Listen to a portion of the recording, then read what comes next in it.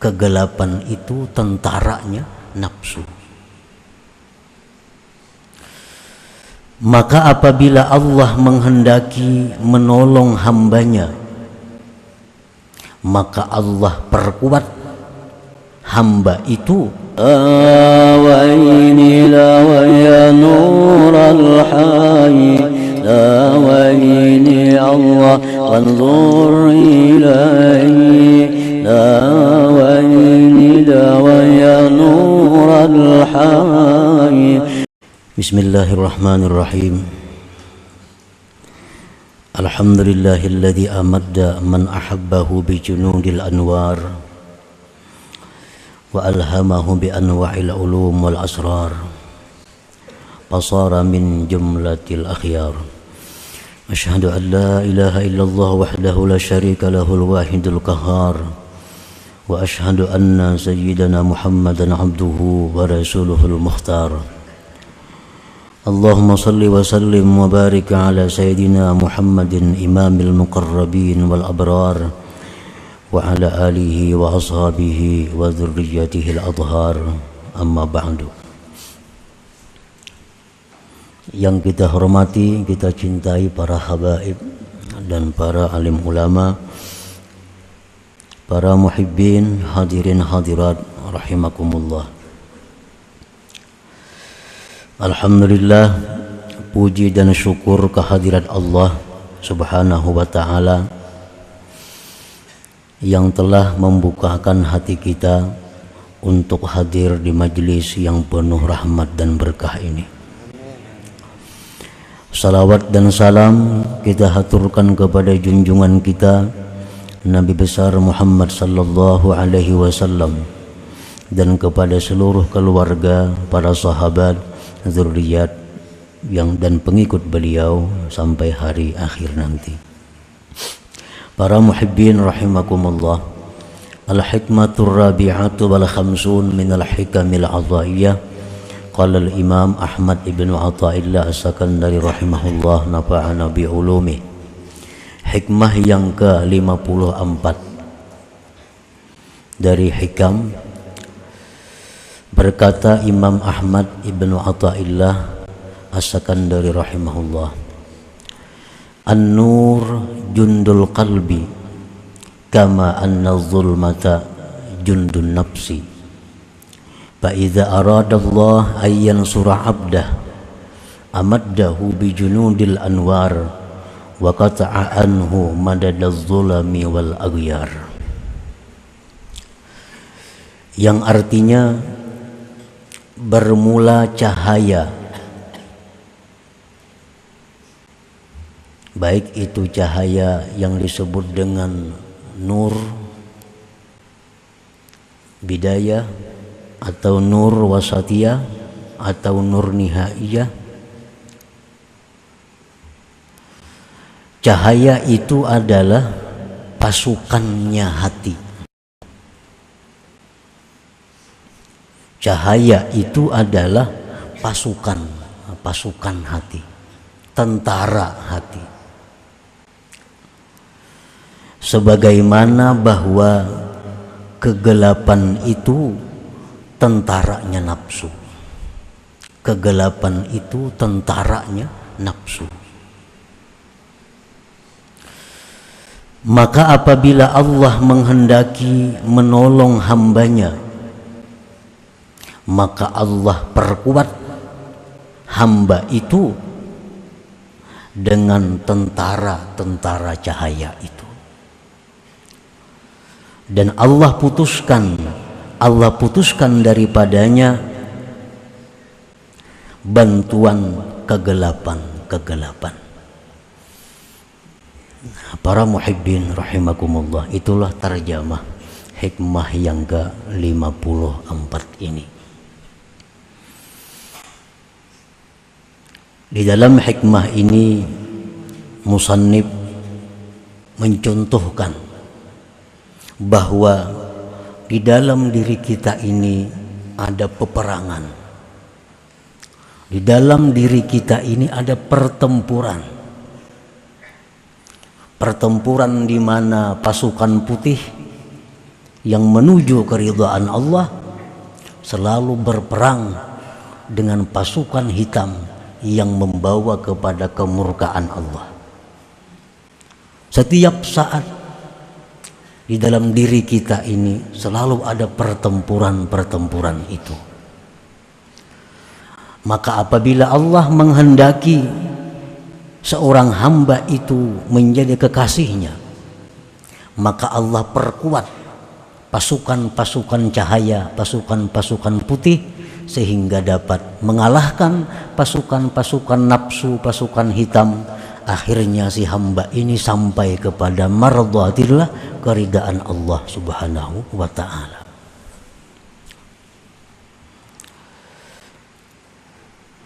Idza syara'al 'abdu bis-sayr ila mardhatillah aqahu an-nafsu wa junduha bi anwa'il awaik fawaswasat fi qalbihi taswipat taubah wa usraha kay la yasidal 'abdu ila maqsudihi min naili mardhatillah. Hikmah yang ke-54 ini masih berkaitan dengan hikmah-hikmah sebelumnya yang membicarakan tentang cahaya-cahaya itu. Seorang hamba yang berada di dalam kegelapan, seorang hamba yang berada di dalam ketidakpastian, seperti kita kadang-kadang dimenangkan oleh kebaikan, kadang-kadang kita terjerumus ke dalam dosa, kadang-kadang kita sehari ini banyak dosanya, kadang-kadang macam-macam, karena kada ada ketentuan, kada ada arah yang dituju. Ini keadaan seorang hamba pada umumnya. Nah, pada saat seorang hamba ini tidak ada arah, pada saat kita ini tidak ada arah yang mesti ditempuh kemana, Allah memberikan kita cahaya. Nah, dengan cahaya itu lalu timbul di dalam hati kita satu keinginan untuk menuju satu tujuan, keridhaan Allah. Timbul di hati kita dorongan yang kuat untuk menuju jalan yang dicintai Allah. Dalam hikmah sebelumnya, cahaya ini diumpamakan oleh musannif ini dengan tunggangan atau kendaraan, bahwa cahaya itu adalah laksana tunggangan yang menyampaikan seorang hamba kepada keridhaan, kecintaan Allah Subhanahu wa ta'ala. Nah, para muhibbin rahimakumullah, apabila cahaya ini sudah ada diberikan Allah kepada kita, tunggangan ini sudah ada, kendaraan sudah ada di depan kita, makanannya, bekalnya, BBM-nya sudah ada, dan kita sudah mulai berjalan dengan cahaya itu selangkah demi selangkah menuju keridhaan Allah. Sembahyang sudah teratur, menuntut ilmu sudah terjadwal, membaca wirid sudah aktif sesuai waktu yang ditentukannya. Nah, ini sudah jalan kendaraan kita ini menuju kepada yang dicintai Allah. Nah, di tengah perjalanan kita itu kita akan dihadang. Nah, kita akan dihadang oleh nafsu dan tentara-tentaranya. Aqahun nafsu wa junduha bi anwa'il awaik, dengan macam-macam rintangan, macam-macam halangan, sehingga kendaraan yang kita tunggangi ini tidak akan bisa mulus sampai kepada keridhaan Allah. Ada halangannya. Nafsu dan pasukannya. Pasukan nafsu ini siapa? Syaitan, pasukan nafsu. Kadang-kadang bisa anak kita sendiri menjadi prajurit nafsu, istri kita sendiri menjadi tentara nafsu yang menghadang kita, orang tua kita, mertua kita, siapapun bisa menjadi pasukannya nafsu ini. Nah, ini yang menghalangi kita untuk menuju terus ke jalan yang diridai Allah itu. Para muhibbin rahimakumullah, nafsu ini dan tentaranya tadi menghalangi kepada kita. Pertama-tama yang dihalanginya agar kita ini jangan bertobat. Nah, Kaina dulu tobat itu. Dan tobat itu sulit. Tobat itu sulit.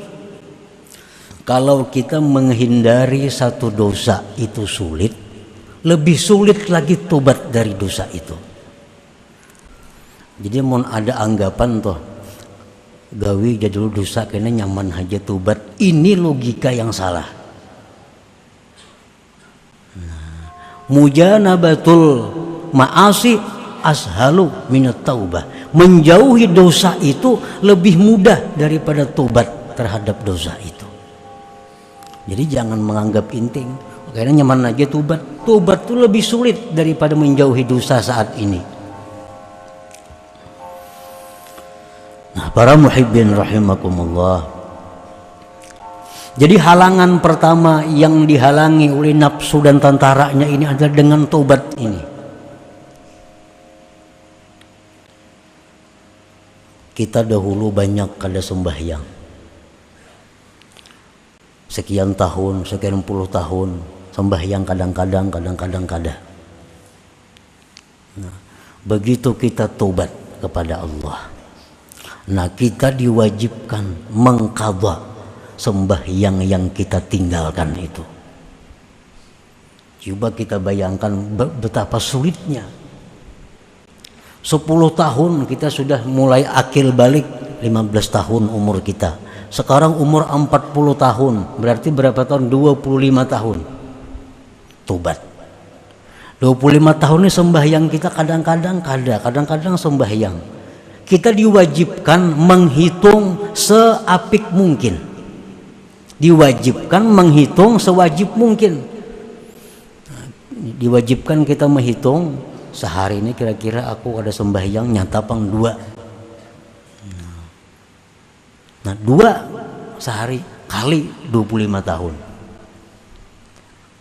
Kalau kita ingin tobat, kita diwajibkan mengqadha itu, mengqadha. Dan mengqadhanya ini pauran, segera. Nah ini halangan yang pertama. Mudah ke tobat itu jar nafsu kan kaina aja tobat itu. Nah, kaina aja tobat. Makin kaina makin banyak hutang kita.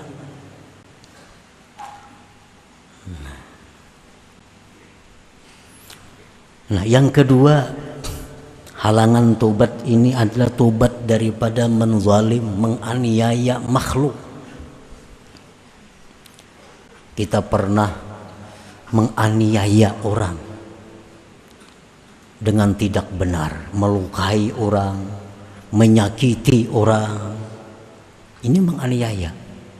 Nah kalau kita tobat, kita dituntut untuk meminta halal kepadanya. Minta halal. Nah, ini kada gampang minta halal ini. Dan ini dilakukan oleh Rasulullah sallallahu alaihi wasallam sendiri. Beliau memberikan contoh.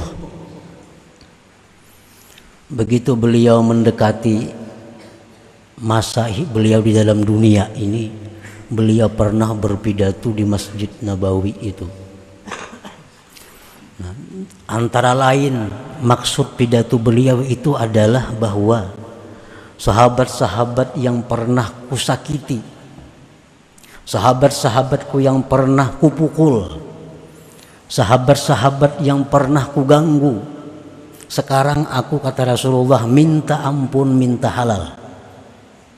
Kalau kalian tidak mau memberi halal, memberi ampun kepadaku, silahkan balas sekarang ini di tempat ini. Ini satu contoh pemimpin. Nah, Rasulullah SAW, beliau mengatakan demikian. Nah, hendaknya orang ampih jadi bupati, kayak itu mestinya. Apalagi ampih jadi presiden, para habis sudah masa presiden. mesti di televisi pidato.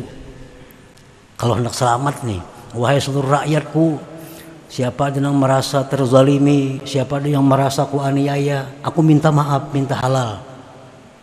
Kalau minta ganti rugi silahkan datang kepadaku. Nah umpamanya, orang kan wani juga datang ke sana, kita mendatangilah ke sana. Walaupun kita ini terzalimi, lampu rancak pajak itu terzalimi. Kenapa? Duitnya banyak, bahan bakarnya kita banyak, semua lengkap di Kalimantan nih. Tapi lampu rancak pajak, pembagian keuangan kada adil, terzalimi. Tapi kita kadang akan menuntut itu. Kalau minta halal kita halalkan aja, cuma kada wani minta halal. Nah, tokoh-tokoh kita itu macam Nabi kita langsung di hadapan sahabat, siapa yang pernah aku tampiling ya Nabi, aku minta halal, tampiling aku kalau kada mahalalkan. Dan ada sahabat yang berdiri, jadi sahabat, wahai Rasulullah, pian pernah memukul ulun. Nah, padahal ulun kada salah. Silahkan pukul ya Nabi.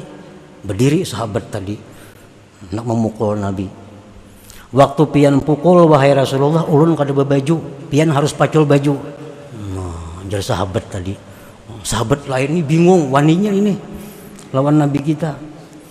Nabi kita lepas baju. Nah, jadi Nabi pukul. Akhirnya sahabat ini bukan memukul, tapi menciumi tubuh Rasulullah Sallallahu Alaihi Wasallam. Jadi tobat daripada zalim makhluk ini minta halal, sulit itu. At-taubah min akhdhil malil haram, tobat daripada mengambil harta haram. Tobatnya apa? Radduhu ila maliki, mengembalikan harta itu kepada pemiliknya. Ini halangan, rintangan oleh seseorang yang sudah mulai berjalan menuju jalan yang diridai Allah. Orang dahulu bermodal 100 juta, duitnya duit kada halal, pol dibukanya toko berdagang, 20 tahun berdagang. Dari modal 100 juta tadi sekarang jadi 2 miliar. Nukar rumah, nukar kendaraan, tokonya sekian buah. Lalu orang ini dapat cahaya petunjuk, mulai ke jalan Allah, sampai di bab tobat, bahwa harus mengembalikan seluruh harta yang haram itu. Maka asal modalnya haram. Bila modal haram, seluruh bunga-bunganya, kembang-kembangnya, cabang-cabangnya jadi haram. Nah, sangguplah keluar dari harta itu. Rumah ini nukar duit itu juga, kendaraan nukar duit itu juga, toko nang ada duit itu juga. Semuaan dari hasil itu. Nah, kalau hendak tobat, dia harus keluar telanjang daripada itu. Kecuali pakaian yang menutup auratnya. Nah, sangguplah ini tobat nih. Ini halangannya, halangan yang dilaluinya. Orang yang bekerja di pekerjaan haram, bekerja di mana misalnya di pabrik minuman keras, atau orang ini bekerja sebagai pekerja di tempat-tempat karaoke, tempat-tempat maksiat, gajinya sekian juta setiap bulan, dia harus melepaskan pekerjaannya itu. Nah, sangguplah ini. Ini halangannya orang menuju ke jalan Allah ini. Fa iza arada Allah ayyan sura 'abdahu wa yaj'alahu min ahbabih, apabila Allah menghendaki menolong hamba ini dan menjadikannya kekasihnya, amaddahu, Allah bantu orang ini. Nah, nyaman aja. Kalau Allah menghendaki si fulan ini jadi kekasihnya, Allah bantu caranya dengan mudah, dengan mulus mengatasi semua masalah-masalah yang berkaitan dengan tobat tadi contohnya. Dengan apa Allah memperkuat? Pertama bil yakin, dengan yakin. Arti yakin itu apa? Ada musyak, tiada ragu-ragu. Sedikit pun tidak ada ragu-ragu. Contohnya yakin yang kayak apa nah? Contohnya yakin, Baitullah itu andaknya di Mekah. Yakinlah kita. Baitullah, Ka'bah itu andaknya di Mekah. Yakin kita tuh, sedikit pun kada ragu-ragu. Nah, Allah beri hamba ini yakin. Nah, ngapa nang diyakininya? Wa'dallah wa dhamanahu, janji Allah dan jaminan Allah. Ini diyakininya. Diberi Tuhan hamba ini keyakinan terhadap apa yang dijanjikan Allah, apa yang dijamin oleh Allah. Apa janji Allah contohnya? Walladzina jahadu fina lanahdiyannahum subulana. Ujar Tuhan, siapa-siapa yang sungguh-sungguh menjalani jalan kami, pasti akan kami beri petunjuk kepada jalan kami itu. Kalau kita ini bertikad bujur-bujur hendak sampai kepada ma'rifatullah, Allah pasti akan memberi petunjuk itu. Nah, ini firman Allah. Allah beri hamba ini yakin dengan itu. Nah, yakin. Allah berjanji, wa may yattaqillah yaj'al lahu min amrihi yusra. Orang-orang yang takwa kepada Allah, Allah jadikan urusannya itu mudah, nyaman. Nah, jadi orang ini seandainya taubatnya ini harus menyerahkan seluruh hartanya karena memang dari yang haram. Diberi Allah orang ini keyakinan bahwa kalau engkau berbuat itu digantikan oleh Allah dengan yang lebih daripada itu. Nah, diberi Tuhan ini hamba keyakinan. Nah, lalu si hamba ini berani melepaskan seluruh hartanya yang didapat dengan jalan yang haram tadi. Nah, maka dia lalu bisa meneruskan perjalanannya untuk menuju kepada keridhaan Allah tadi. Allah beri keyakinan. Nah, tapi kalau Allah menghendaki si hamba ini kehinaan, maka hamba ini tidak diberi keyakinan oleh Allah sehingga dia timbul keraguan-raguan. Mun aku balapas pada hartanya, kemana aku lagi begana? Kayak apa aku lagi makan? Kayak apa aku menyekolahkan anakku? Kayak aku bayar kredit motor, kredit mobil, kayak apa aku mengatasi itu? Nah, kalau orang dikehendaki Allah kehinaan, dia akan ragu-ragu dengan itu, ragu-ragu. Padahal dengan jelas Al-Quran mengatakan kalau dia melepaskan diri dari seluruh harta yang haram itu, Allah jadikan mudah dan Allah berikan rezeki yang tidak terduga-duga, yang lebih baik daripada harta yang selama ini dipegangnya, dimilikinya. Nah, keyakinan ini yang dikatakan Nabi sesuatu yang sangat mahal yang hanya diberikan Allah kepada hamba-hamba yang tertentu. Keyakinan itu. Orang begawi ini gaji 10 juta sebulan, tapi inya di gawian ini kada berdusta. Ini duduknya di jabatan ini, nah maka di jabatan ini kada kawa jujur. Atasannya ini ada nama hantamnya ini, hendak jujur kayak apa? Kada kawa jujur, mesti beculas tahun bawahan kayaknya. Nah, kalau orang ini diberi Allah cahaya dan dia berperang dalam dirinya, Allah perkuat dengan keyakinan, dia akan keluar dari jabatan itu. Pasti keluar.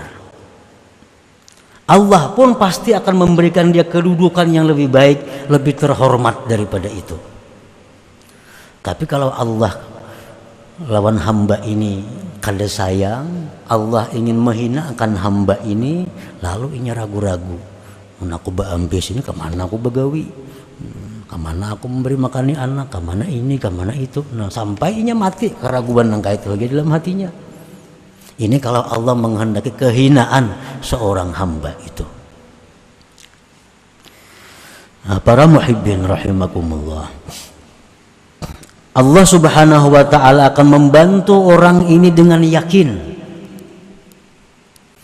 Tetapi bantuan Allah ini aglabiyahnya, sunnatullahnya mesti diusahai. Allah tuh memberi kita bantuan, pertolongan, itu kebiasaannya aglabiyahnya diusahai. Ada proposalnya. Kayak apa caranya untuk mendapatkan yakin itu? Ini kitanya sudah tahu nah, gawianku ini salah. Kalau aku hendak selamat, aku mesti keluar dari gawian pekerjaan ini. Tapi hati ragu-ragu nah, kada wani lagi. Padahal nyata salah tahu, cuma kada wani keluar pada pekerjaan itu. Nah, dicari yakin nih, cari yakin ini. Karena bila yakin itu datang, selamat sudah. Semua yang jahat, yang haram dia lepaskan. Karena dia yakin, dia takwa, dia akan ditolong oleh Allah. Rasulullah SAW bersabda, ujar Nabi kita, ta'allamul yakin. Pelajari yakin itu. Hendak dapat yakin itu, belajar yakin. Imam Ghazali mensyarahkan hadis itu, maknahu jalisul mukinin wastami'u minhum ilmal yakin wa wazibul iqtida'a bihim liyaqwa yakinukum kama qawiya yakinuhum. Itu sarah hadis tadi. Ujar Nabi kita, belajarlah ilmu yakin. Artinya apa? Duduklah kamu kepada orang-orang yang yakin. Kawani orang-orang yang punya keyakinan. Dengarkan daripada mereka keyakinan mereka. Selalu ikuti mereka agar yakin kamu kuat seperti yakin mereka. Nah, cari orang-orang yang pernah berhasil dengan keyakinannya itu. Sidin tuh bahari bagawi di situ haram, tapi sidin wani keluar. Sekarang sidin sugih pada dahulu. Nah, datangi sidinnya. Kayak apa pian bahari nang kayak itu? Apa ge sidin yakin? Nah, yakinnya ini yang kita cari, kita pelajari. Cari orang-orang yang yakin. Kemanapun mereka, ikuti mereka, sekedudukan dengan mereka, sehingga yakin yang ada pada diri orang itu memancarkan ke dalam hati kita. Hati kita pun ikut menjadi yakin akhirnya. Itu kalau hendak dapat keyakinan. Amun dikawani orang yang kada yakin, bertambah kada yakin. Orang yang mencari keyakinan yang kayak itu nah, duduk di warung, dudukan di gardu, bertambah kada yakin hati. Duduk di tempat-tempat orang yang yakin, maka keyakinan orang itu akan memancar tembus ke dalam hati kita yang kada yakin ini. Liyaqwa yakinukum kama qawiya yakinuhum, agar kuat yakin kamu, ujar Nabi sebagai ujar Imam Ghazali. Kata Imam Ghazali, liyaqwa yakinukum, agar kuat yakin kamu kama qawiya yakinuhum, sebagaimana kuat yakin mereka itu. Nah, para muhibbin rahimakumullah, selanjutnya hikmah yang ke-55 minal hikam atahiyah. Nabi sallallahu alaihi wasallam, al-Fatihah.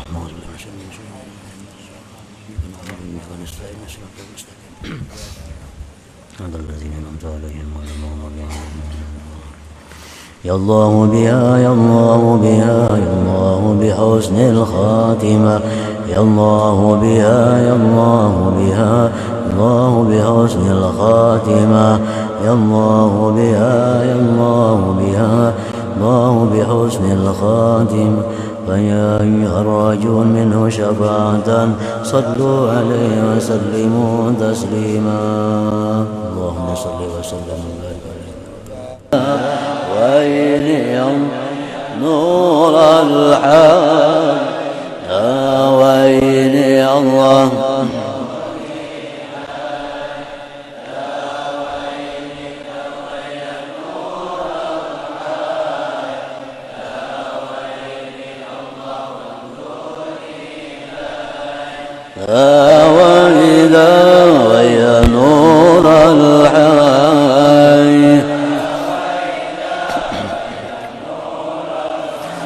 يا مكرم أنت المحبوب لأجلك نلنا المطلوب يا مكرم أنت المحبوب